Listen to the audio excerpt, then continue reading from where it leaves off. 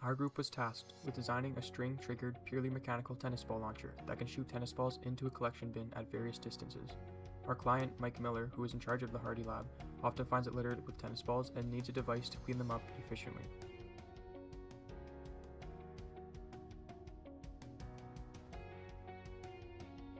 We defined several important objectives, the most important ones being buildability, accuracy, and reloadability. After clearly defining each objective and how to measure them, as well as doing some background research, we all came up with unique alternatives.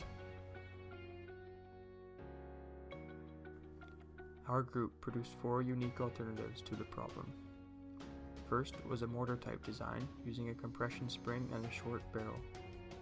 Second was a springboard idea, also using a compression spring. Third was a device resembling a pitching machine using an extension spring. And finally, a mounted compression spring gun. After discussing the pros and cons of each design, we ended up choosing design number 1 because it best fulfilled our objectives. Mainly, it was the easiest to build, and we liked the spring because it would produce a more consistent force. After we had the design chosen, we developed hand drawings as well as CAD drawings and moved into the construction phase. Our launch plate was made from 3D printers using PLA. The base of our design, the angle support arm, as well as the pin supports were made using laser cut 1/4-inch plywood.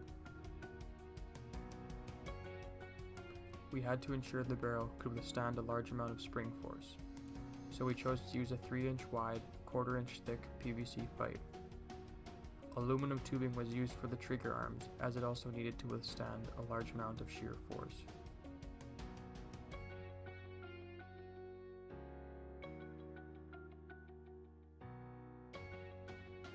Our trigger was made by simply attaching a string to the aluminum tubing. When pulled, it slips out of the notch and releases the spring's energy. After some trial and error, we were successfully able to hit the target from 6 meters, as well as 1 meter. Regarding recommendations on how we can improve our design, we'd suggest ordering a longer spring that's less stiff to apply a lower force over a larger distance. Also, we'd recommend having a bigger base to better absorb the spring's energy.